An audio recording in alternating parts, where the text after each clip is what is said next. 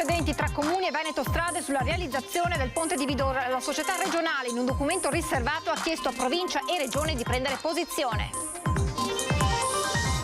Situazione sempre più critica sul fronte siccità. Ha dichiarato in Veneto lo stato di crisi idrica. Firmata da Zaia una nuova ordinanza regionale. Dal semplice cittadino all'agricoltore è necessario ridurre al minimo il consumo di acqua. Il lavoro c'è, ma mancano i lavoratori. La denuncia di un albergatore di Mogliano. Tanti giovani rinunciano perché hanno la NASPI o chiedono più di 2.000 euro. Spara in aria, in strada, seminando il panico tra i residenti. 51enne in bicicletta individuato nel pomeriggio dai carabinieri. Era una scacciacani, volevo spaventare gli animali, ha detto ai militari. Arrestata, viene scarcerata e torna a rubare. La polizia blocca nuovamente la ladra, era destinataria del reddito di cittadinanza. Ladri in un'azienda agricola di Segusino rubano tutto necessario per l'irrigazione. La giovanissima titolare in lacrime racconta: mi sono vista crollare tutto addosso. Una task force di polizia, carabinieri, polizia locale dedicata ai furti. È la proposta che l'associazione Furti in Corso presenterà durante un sit-in il 22 maggio davanti alla prefettura. Olimpiadi invernali 2026, nasce oggi ufficialmente il braccio operativo Veneto, la Fondazione Cortina, ma il tempo perso costringe a correre se si vuole portare a casa il risultato. Buonasera e ben ritrovati con l'edizione trevigiana dei nostri telegiornali. E allora parliamo del ponte di Vidor, l'opera principale dopo la pedemontana veneta. Ponte, opera sul quale si sta assistendo ad una spaccatura senza precedenti tra comuni da una parte e Veneto Strade dall'altra. La società regionale, in un documento riservato, ha chiesto a provincia e regione di prendere una posizione, ma i sindaci del territorio sono sul piede di guerra. Io non accetterò mai questa nuova proposta perché da padre di famiglia i soldi vanno spesi bene. È inutile spendere dei soldi che non risolvono i problemi della viabilità del ponte di Vidor. Non vorrei mai che tutto questo tentativo di spostare i tracciati fosse da un certo punto di vista preso anche come un modo per non fare nulla, e questa è una soluzione che non ci piace. È più di un sospetto quello che si allunga sul nuovo ponte di Vidor, opera milionaria attesa da decenni dall'intero Alto Trevigiano. È qui che si sta consumando uno scontro istituzionale senza esclusione di colpi tra sindaci del territorio e Veneto Strade, la società regionale che si occupa di viabilità. I primi rivendicano la bontà del progetto, già individuato nel 2014 per un totale di 80 milioni di euro e riconfermato in una recente riunione. La seconda invece è la proposta alternativa da 50 milioni. Chiaramente a cambiare non è solo il costo ma pure il tracciato. Nel secondo caso, questo è il punto per gli amministratori locali, si andrebbe a stravolgere la vita di interi paesi senza incidere sulle attuali criticità. La proposta di Veneto Strade è estremamente impattante sui centri urbani, in modo particolare su quello di Pederobba, e noi non intendiamo avallare nessun tipo di soluzione di questo tipo. C'è il forte rischio che ci sia un impatto su una parte del centro di Covolo che è inaccettabile. Per gli amministratori locali che non ci stanno a passare per cicale vanno prese in considerazione diverse variabili che incidono anche sui costi finali. I sindaci non hanno bocciato l'idea di un ponte che costa meno per tenersene una soluzione che costa molto di più, perché alla fine la nuova soluzione noi siamo andati a verificarla ed è inattuabile perché ci sono una serie di espropri da fare molto importanti e perché comunque ci sono una serie di vincoli su quel tracciato là. Il muro contro muro ha portato lo stesso direttore generale di Veneto Strade, Silvano Vernizzi, a scrivere una lettera finora rimasta riservata al presidente della provincia Stefano Marcon e all'assessore regionale ai trasporti Elisa De Berti perché prendano una posizione netta sulla vicenda. Per Vernizzi la proposta dei sindaci non è tecnicamente sostenibile ed è economicamente più onerosa. In attesa di riscontri si attende un rendezvous perché la storia infinita possa intravedere la fine. A breve ci sarà questo incontro con Veneto Strade, con tutti i comuni coinvolti da questo progetto che io definisco folle, perché se vogliamo risparmiare soldi e lasciare metà dei problemi ancora sul territorio è meglio non spendere neanche la metà dei soldi. Situazione sempre più grave sul fronte siccità. Ha dichiarato in Veneto lo stato di crisi idrica, firmata una nuova ordinanza regionale. Una raccomandazione a tutti di utilizzare meno acqua possibile. Stiamo vivendo un momento estremamente delicato di vera emergenza per quel che riguarda la disponibilità dell'acqua. L'appello allarmato del presidente del Consorzio Piave Amedeo Gerolimetto solo una settimana fa. In mezzo c'era stata la lettera del governatore Zaia al premier Draghi, preludio all'atto odierno. Firmata l'ordinanza regionale che dichiara in Veneto lo stato di crisi idrica. Il territorio presenta ancora una condizione di deficit generalizzato rispetto ai valori medi stagionali, spiega Zaia. Piogge praticamente assenti nell'ultimo semestre, depositi di neve sempre più ridotti e portate delle maggiori aste fluviali con trend negativo. È evidente la necessità di iniziare a utilizzare l'acqua in maniera parsimoniosa, limitandone il consumo al minimo indispensabile. L'ordinanza valida da oggi individua le misure necessarie a fronteggiare la situazione. Nello specifico, si dispone che tutti gli utilizzatori di acqua, in particolare gli operatori del settore agricoltura, tutti i soggetti che irrigano giardini e parchi e i titolari di concessioni a derivare, si prodighino in ogni iniziativa necessaria per un uso parsimonioso e sostenibile della risorsa idrica. Cerchiamo di ridurre al massimo l'utilizzo dell'acqua sia negli orti che nei giardini, pur essendo collegati al servizio del sistema irriguo che noi abbiamo, proprio per riuscire a garantire la disponibilità d'acqua sia da un punto di vista di acqua potabile nelle falde, sia per quel che riguarda l'acqua per la produzione delle materie prime indispensabili, soprattutto in un momento come questo, per le aziende agricole, per produrre materie essenziali per la nostra vita di tutti i giorni. In particolare viene stabilito che i consorzi di bonifica diano priorità al servizio irriguo nelle aree dotate di impianti a maggiore efficienza irrigua, tenendo conto anche delle colture e della loro fase fenologica. Per fronteggiare le sempre più frequenti crisi idriche, conclude Zaia, auspico che quanto prima si convochi un tavolo tecnico di coordinamento tra l'autorità distrettuale, la Regione del Veneto e le province autonome di Trento e Bolzano per definire una gestione sovraregionale della crisi in atto, per affrontare in ogni suo aspetto in maniera organizzata, congiunta e coordinata le problematiche connesse ai rilasci di risorsa idrica. Il lavoro c'è ma mancano i lavoratori negli hotel della Marca, una situazione paradossale, a tratti drammatica, la denuncia di un albergatore. Sono ragazzi molto giovani che dicono: ma io piuttosto che venire a lavorare per uno stipendio ordinario sto in NASPI oppure percepisco il reddito di cittadinanza e quindi chi me lo fa fare, domandando così per eventualmente venire a lavorare cifre spropositate, 2.000, 2.200, 2.400 euro al mese, che per qualsiasi imprenditore dopo una ripartenza come quella che c'è stata è assolutamente impensabile da poter dare. È una fotografia impietosa quella scattata da questo albergatore di Mogliano, titolare di una struttura 4 stelle con 40 stanze. Anche lui, come tanti colleghi, sta registrando un fenomeno preciso: la fuga soprattutto delle nuove generazioni dai lavori tradizionali e relativi stipendi. Stiamo parlando sì di stipendi che si aggirano intorno ai 1.200, 1.300, 1.400, 1.500 per un lavoro ordinario, insomma, come cameriere ai piani oppure receptionist oppure cameriere di sala. Preferiscono, a detta loro, stare a casa e percepirne 700-800 piuttosto che venire a lavorare e avere un impegno. Succede anche questo? Succede anche questo, purtroppo, sì, è all'ordine del giorno. A pesare in molte strutture ricettive che ruotano su Venezia e aeroporti è paradossalmente la concorrenza della città lagunare, dove le proposte sono economicamente più allettanti, seppure stagionali, una guerra che rischia di diventare tra poveri. Venezia Centro qui per l'Interland nostro è veramente un problema, nel senso che le tariffe là sono chiaramente molto più alte e tuttavia secondo me anche loro stanno risentendo di questa problematica. 2 anni di pandemia poi hanno convinto tanti lavoratori rimasti senza prospettive a cambiare settore, una perdita di competenze che oggi con gli alberghi che tornano a riempirsi si sente. Taglio del cuneo fiscale e ammortizzatori sociali di nuovo conio potrebbero essere una soluzione. Il lavoro c'è, grazie a Dio, ce n'è tanto, si sta riaprendo bene, la gente ha voglia di stare insieme, ha voglia di muoversi, ha voglia di rivivere quello che viveva prima della pandemia, tuttavia adesso sta a noi rimboccarci le maniche e cercare di professionalizzare un settore che purtroppo è in decadimento. La cronaca ha seminato il panico a Roncade, un 51enne che ha sparato più volte in aria con una scacciacani ai militari che lo hanno fermato, ha detto: volevo spaventare gli animali.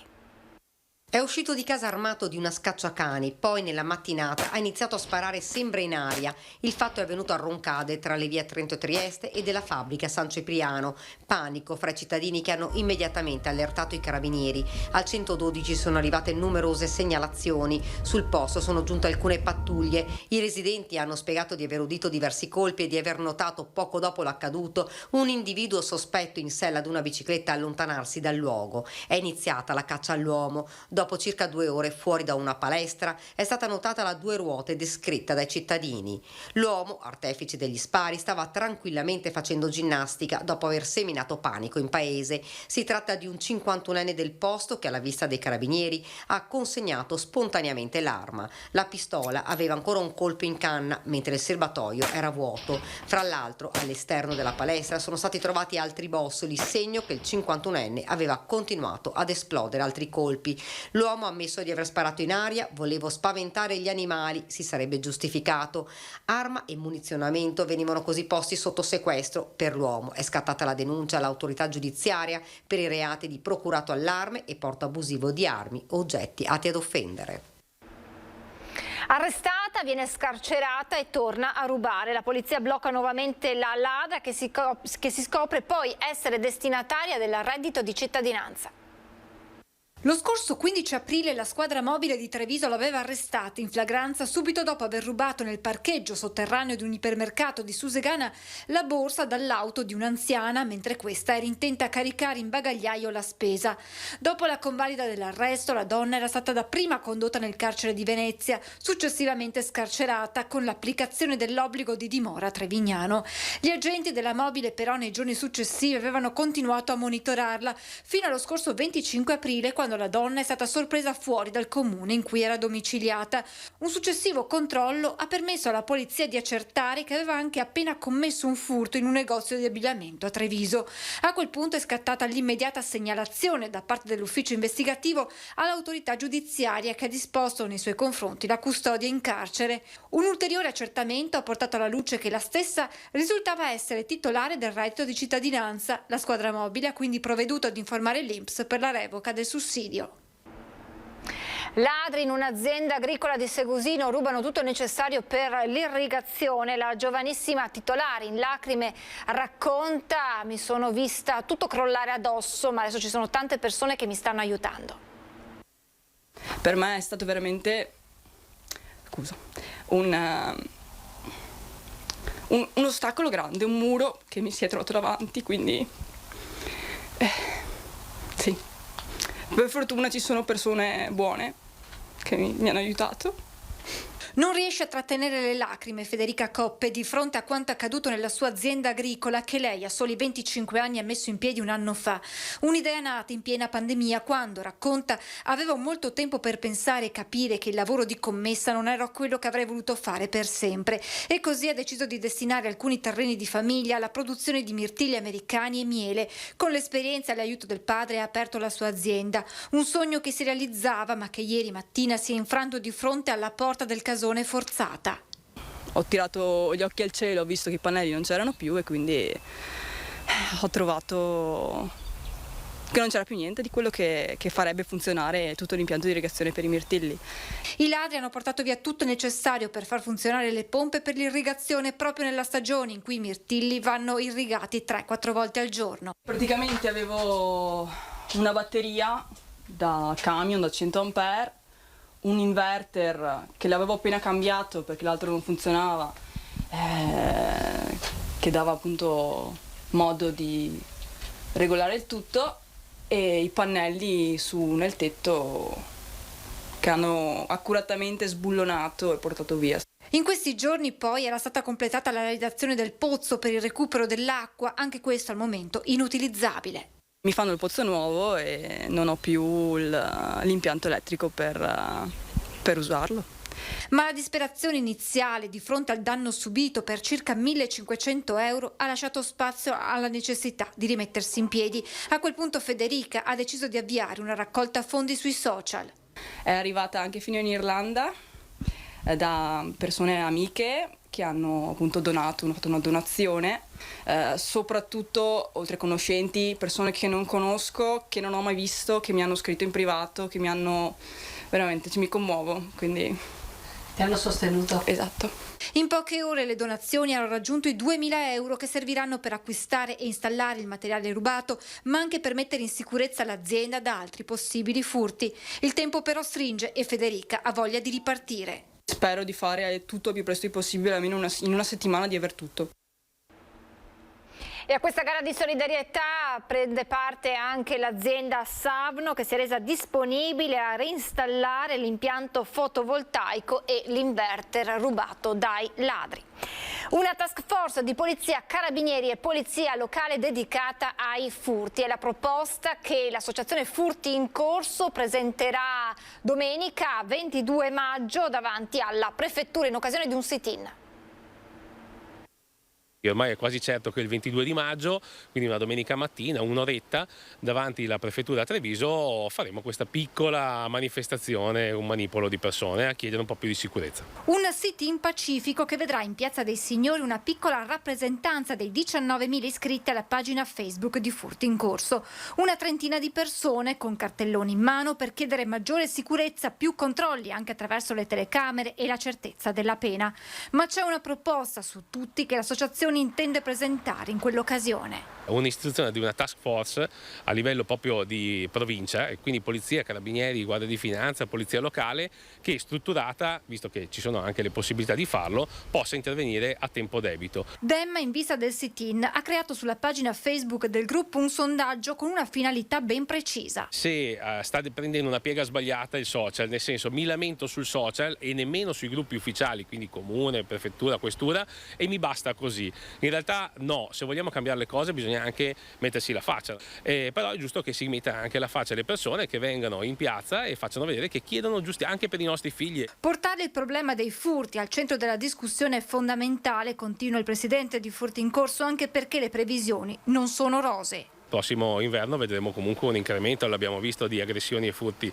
Il problema è dovuto che ci sarà molta più povertà, molte più persone a casa e il pane qualcuno dovrà portarlo a casa. C'è anche più delinquenza che gira. Prossimo obiettivo di Demma, un incontro con il nuovo prefetto Angelo Sidoti per far conoscere l'associazione. Spero che il prefetto magari quella domenica mattina si faccia vedere per stenderci la mano. Come avevo fatto con il prefetto Laganà prima, manderò anche a lui una richiesta di un incontro. Il cedimento di parte del muro di recinzione della cedraia di Villa Margherita, l'assessore ai lavori pubblici Zampese ribatte a Italia Nostra, crollo imprevedibile. L'intero parco, annuncia, sarà oggetto di un progetto di riqualificazione da oltre 2 milioni di euro. Non dava i segni di cedimento, dava segni di, c'era uno spanciamento che era critico, però non c'erano i segni di cedimento. Serviva la sfera di cristallo che evidentemente Italia Nostra possiede, secondo l'assessore ai lavori pubblici Sandro Zampese, per prevedere il cedimento avvenuto domenica di parte del muro settecentesco che delimita il terrapieno della cedraia di Villa Margherita. Zampese respinge dunque le accuse avanzate da Umberto Zandigiacomi e dalla sua associazione. Da parte del comune dice non ci sono state negligenze. Era attenzionata da tempo. Era da tempo messa in sicurezza, comunque ci tengo a dirlo, e domenica mattina quando è crollata io ero sul posto, è intervenuto subito il comune a mettere maggiormente in sicurezza la parte, sono circa 20 metri di muretta crollata. Adesso con una disposizione d'urgenza noi abbiamo informato sia sovrintendenza sia il genio civile eccetera e faremo di tutto per ripristinarlo il più presto possibile. Ci vorrà un mese per sbrigare le pratiche della procedura e altrettanto per ripristinare il manufatto, secondo l'assessore, che spiega tuttavia come il futuro non solo del muro di cinta ma dell'intero parco della villa, alberi, viali, fontana, sia oggetto di una riflessione da parte della Giunta. E siccome stiamo candidando per il PNRR il progetto di riqualificazione dell'intero parco di Villa Margherita, all'interno di innumerevoli interventi che ci sono in questo progetto da candidare c'era anche tutta la riqualificazione e il recupero delle recinzioni. Grande cordoglio in tutta la Marca per la scomparsa di Graziano De Biasi, il socialista che nel 1985 per primo ruppe il monocolore democristiano in provincia, ma anche per primo ipotizzò il parco della Storga. Le immagini e le interviste dall'archivio storico di Antenna 3. Erano più belli i 7 anni indietro al 92, cioè dall'85, come socialista, perché è stata l'elezione nazionale più importante per noi come risultati elettorali. E in provincia di Treviso, per restare qui da noi, per la prima volta noi siamo diventati il secondo partito. Raccontava così il suo apice politico Graziano De Biasi, scomparso a 77 anni il 1 maggio a Treviso. Socialista con Siro Zanella, contrapposto a Maurizio Sacconi e Tullio Guadagnin nelle due anime del garofano trevigiano, con il sorpasso sui comunisti nell'85 ruppe in provincia il monocolore democristiano, diventando il vice di Lino Innocenti. Carattere forte, politicamente molto chiaro e diretto, la storia racconta come non mancassero le scintille con l'ex parlamentare coneglianese chiamato a guidare l'ente allora nella sede di Via Battisti. Tante le battaglie che hanno contraddistinto il suo percorso, soprattutto sul fronte ambientalista, che lo portò ad ipotizzare per primo il Parco della Storga. Si pensi solo che in provincia di Treviso le cave attive sono 82 per un totale di circa 898 ettari. Dati e immagini del nostro telegiornale del 14 maggio di 35 anni fa, dove De Biasi declinava così il futuro dell'estrazione nella Marca. Quelle sottofalda non possono essere recuperate se non per attività sportive, per attività turistiche anche penso, ma certamente non si può pensare di recuperarle in altre forme. Un modo da Prima Repubblica per dire ai cavatori che non potevano continuare a scavare oltre un certo limite, che gli causò più di qualche contrasto con una categoria davvero molto forte in quei tempi. E invece proprio con l'accusa di aver preso una mazzetta da 2 milioni da un cavatore che il 25 agosto del 92 venne arrestato, salvo poi esserne completamente scagionato. Tangentopoli però aveva annientato il suo PSI come gran parte dei partiti di allora.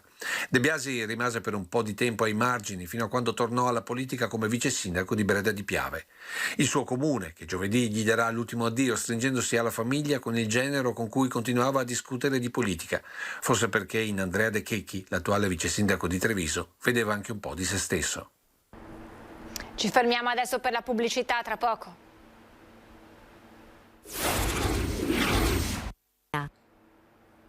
Rieccoci in diretta dopo essere partiti da Trichiana, prima tappa trevigiana per i 4 alpini, 3 bellunesi e un bassanese che stanno raggiungendo la dunata nazionale di Rimini San Marino in sella ad una graziella, un'impresa quasi epica. La prima tappa grossa l'abbiamo fatta a Segusino, da un nostro amico Paolo Calpanificio che ci ha ospitato, ci ha dato a mangiare e bere.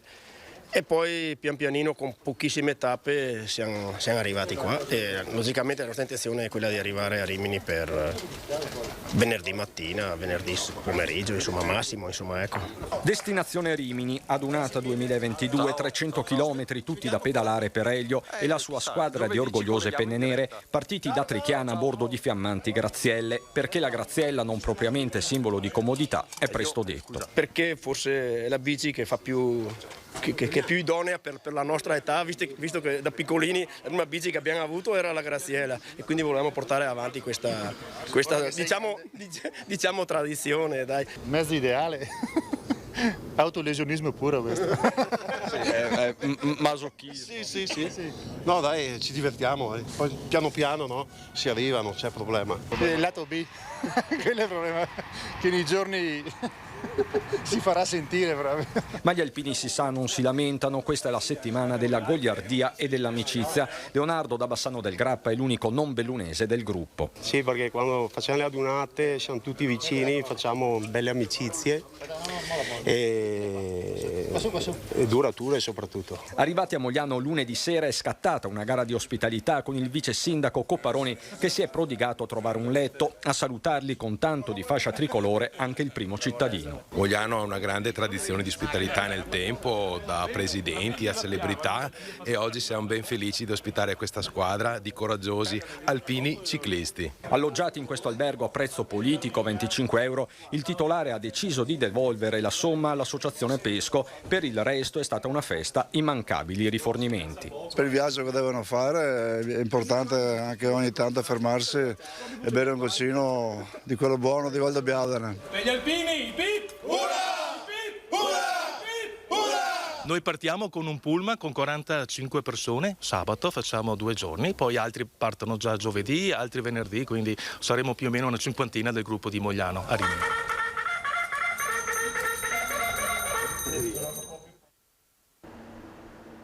E domenica 8 maggio in diretta su Antenna 3 vi racconteremo per tutto il giorno le emozioni dello sfilamento degli alpini alla 93esima adunata nazionale di Rimini San Marino. L'appuntamento è a partire dalle 9 in diretta su Antenna 3 per seguire le emozioni di questa domenica tutta alpina.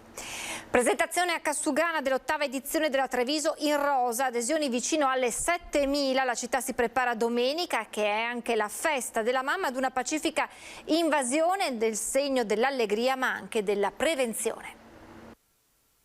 Una definizione potrebbe essere la forza della rinascita. Organizzata senza sapere se in primavera il Covid avrebbe davvero allentato la presa, l'8ª edizione di Treviso in rosa, la manifestazione podistica riservata alle donne, ideata dalle associazioni Treviso Atletica e Corri Treviso, si preannuncia come una scommessa vinta. I numeri ci stanno dando ragione, noi siamo partiti, ha detto la facciamo, non sapendo naturalmente come erano le cose. La pandemia diciamo si è un po' calmata, ma i numeri sono veramente sorprendenti, arriveremo a 7.000, ma ci sono ancora 2 giorni di tempo per le iscrizioni, quindi noi aspettiamo fiduciosi. Iscrizioni aperte dunque fino a giovedì, adesioni da 9 regioni e 28 province, campionesse sportive, amministratrici pubbliche, gruppi di colleghe e amiche.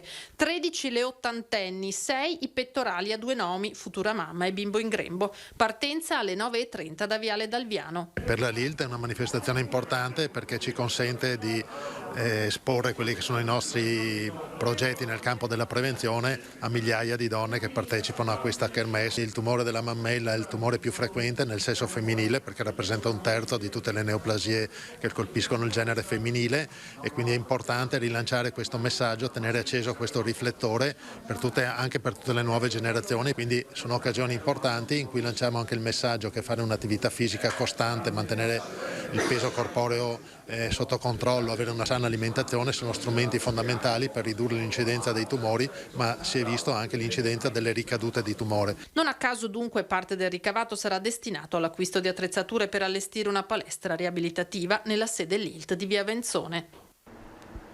Salvateci per salvarvi è l'iniziativa promossa dagli apicoltori veneti che il comune di Casiera ha accolto, mettendo a disposizione un terreno stamane seminato con piante e fiori per attrarre questi insetti fondamentali anche per la nostra sopravvivenza.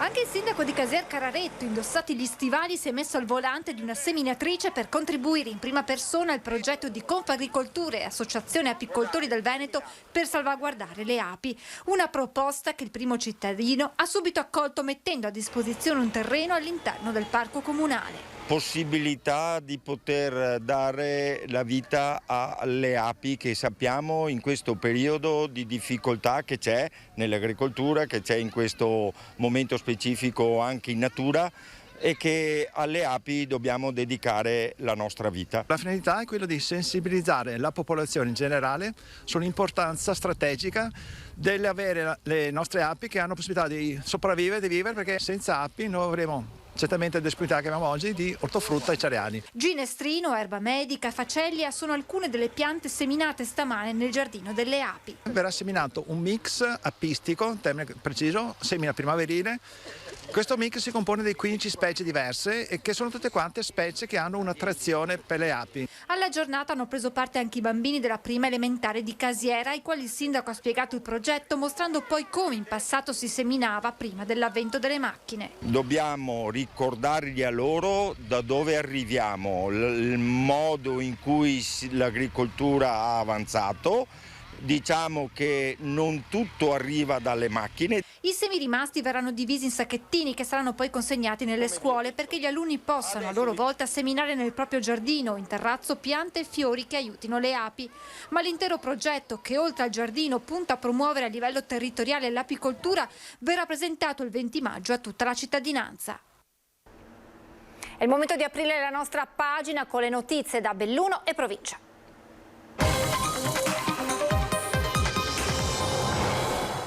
E in primo piano le Olimpiadi invernali del 2026 perché nasce oggi ufficialmente il braccio operativo veneto, la Fondazione Cortina, ma il tempo perso costringe ora a correre se si vuole portare a casa il risultato.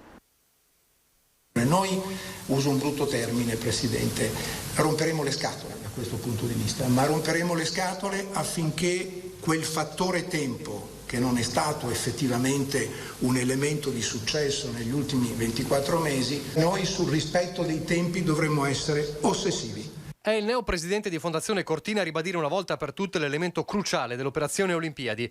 Tanto più ora che nasce ufficialmente con le firme notarili il braccio operativo che si occuperà di organizzazione e promozione dell'evento, in connessione con gli enti pubblici e la società infrastrutturale. Già, le infrastrutture e le opere, croce e delizia del percorso verso il 2026. Innegabili, spiegano tutti gli attori in campo, che senza le Olimpiadi non ci sarebbero stati oltre 1 miliardo di investimenti nel bellunese. Non avremmo ad esempio portato a casa la bretella di collegamento dell'aeroporto con la ferrovia, ma se non avessimo le Olimpiadi non parleremo di quasi 280 milioni di euro del finanziamento della variante di Longarone.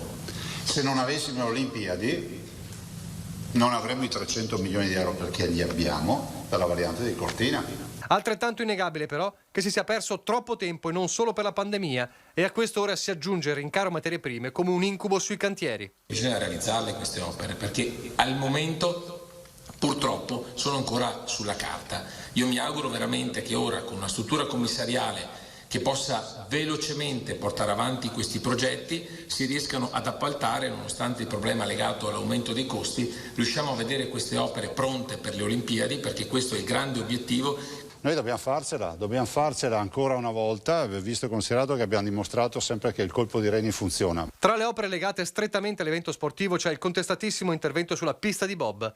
Dibattito deprimente, lo definisce Zaia, commentando poi un video postato dal sindaco di Cortina sulla sua pagina Facebook e realizzato da Paolo D'Amico. Immagini che mostrano la struttura come è ora, a 4 anni dall'evento. Siamo in presenza di un cadavere eccellente, di un sito degradato, di un sito che dovrà essere bonificato, e per bonificarlo ci vorranno 10-15 milioni di euro. Si sa che se avessimo dovuto andare a Innsbruck, come qualcuno sosteneva, perché bisogna fare le Olimpiadi sicuramente sostenibili ed economiche, ci avremmo dovuto mettere sopra altri 30 milioni di euro, quindi 15 di bonifica, 30 per andare a Innsbruck, cosa fa? 45 in matematica. Con 60 ce lo portiamo a casa nuovo, ma con un piccolo vantaggio, che è l'unico bob paralimpico, quindi garantiremo a tutti gli sportivi di poter utilizzarlo. Io ho chiesto con una lettera al CIO di inserire la disciplina bob paralimpica come disciplina olimpica.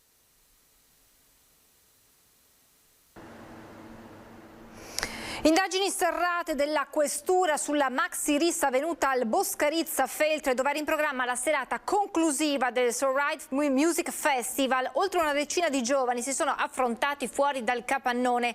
3 ragazzi sono rimasti feriti, uno è stato raggiunto al fianco da una coltellata, nessuno fortunatamente in maniera grave. Dietro questo episodio l'ombra della Cobra Gang, responsabile di analoghi fatti avvenuti nel bellunese. Già durante lo spettacolo si erano verificati attimi di tensione, tanto che il DJ aveva dovuto interrompere l'esibizione. Poi, quando la musica è stata spenta, è accaduto il finimondo. Calci, pugni, minacce, spinte, fino a quando un soggetto ha tirato fuori un coltello colpendo un ragazzo. La polizia ora sta cercando di identificare tutti i giovani coinvolti nella rissa. E siamo alla politica, elezioni 2022 a Belluno. Nella riunione di ieri sera con i rappresentanti di tutte le liste è stata confermata anche la candidatura del sindaco uscente Jacopo Massaro a consigliere comunale, uno dei nodi che rimanevano ancora da sciogliere e che avevano creato tensioni nella coalizione a sostegno di Giuseppe Vignato. La coalizione in toto si è impegnata a garantire al candidato sindaco in caso di elezione la completa libertà e discrezionalità nella definizione della giunta e ha ribadito che non esistono accordi su posizioni preferite nella prossima amministrazione. In un comunicato si spiega che per evitare spaccature interne al centro-sinistra che i cittadini di questa città non meritano, abbiamo deciso deciso di superare l'impasse sul nome specifico, perché ciò che conta sono i programmi e le idee. Guardiamo avanti sul serio quanto riportato nella nota. E sempre a proposito di politica, si è tenuta oggi al Centro Congressi di Belluno la presentazione delle 4 liste di centrodestra a sostegno del candidato sindaco Oscar De Pellegrini. In esse partecipano sia 2 liste civiche che 2 liste partitiche, unite nell'obiettivo comune di guidare il capoluogo. È una standing ovation a rappresentare l'unità e la coesione della coalizione di centrodestra a sostegno del candidato sindaco Oscar De Pellegrin a poco più di un mese dalla partita elettorale. Volti e nomi svelati questa mattina per i 104 candidati delle 4 liste a sostegno dell'ex campione paralimpico, equamente ripartiti in formazioni da 26 nominativi l'una e divisi in 2 liste civiche, Belluno al centro e Noi con Oscar, e 2 legate ai partiti di Fratelli d'Italia e Lega. Donne e uomini di diverse età, capacità e provenienze, dalle casalinghe ai medici, liberi professionisti, imprenditori, commercianti, pensionati, e l'elenco potrebbe continuare oltre nell'ottica di rappresentare gli interessi di tutti gli elettori, dalle frazioni al centro storico. Abbiamo deciso questa mattina in senso unitario, quindi per dare anche questo messaggio che ho sempre voluto dare di unità, di squadra, di condivisione di un progetto per la città. È quello unico motivo che ci anima, non sono sicuramente posti assicurati e quindi per me questo è un onore. Abbiamo fatto una condivisione anche sul numero dei candidati per ogni lista, quindi tutte le nostre liste le vedrete con 26 candidati. Tra le liste non si condivide soltanto il nome del candidato sindaco, ma anche il programma, che sarà svelato a breve e che aspira a rendere Belluno una città più bella, fruibile e sicura, e di creare una rete di dialogo con le altre realtà istituzionali a livello regionale, nazionale ed europeo. Viene data priorità agli obiettivi e alle persone anziché alle loro appartenenze politiche, in un'ottica di cooperazione e trasversalità, partendo da un'anima civica che può però contare sul supporto dei 2 grossi partiti. In questi gruppi, come avete visto, sono molto variegati e anche di nature diverse. Io ho sempre detto, io credo mi sono posto la città in maniera trasversale con la mia cuore civico, e questo sta dimostrando che all'interno delle nostre civiche sono persone che sono del centro, sono persone che sono della destra ma anche della sinistra, quindi io credo che questo sia il miglior presupposto per dare la possibilità a tutti di valutare e di votare la persona e le persone che compongono questo gruppo. Siamo in chiusura, vi lascio come sempre le previsioni meteo, grazie per averci seguito e buon proseguimento di serata.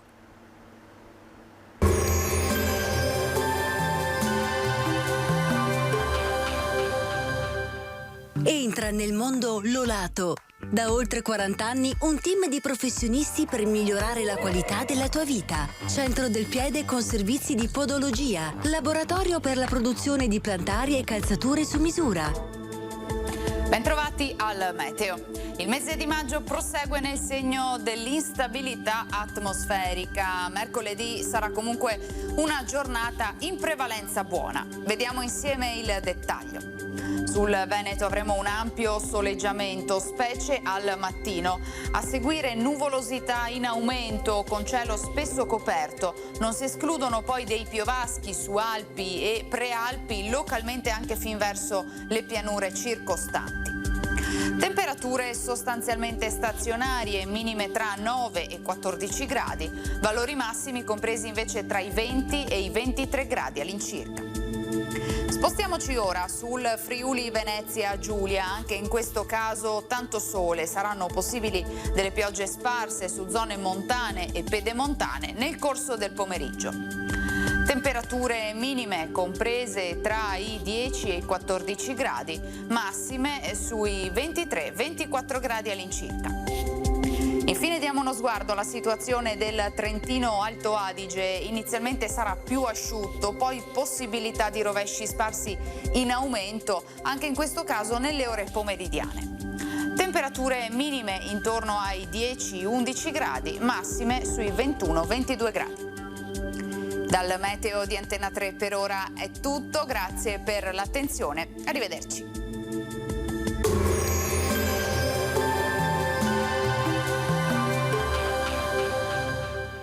Busti, tutori e protesi di arto personalizzati. Ortopedia e sanitaria Lolato. A Treviso e Montebelluna. Lolato, soluzioni per star bene.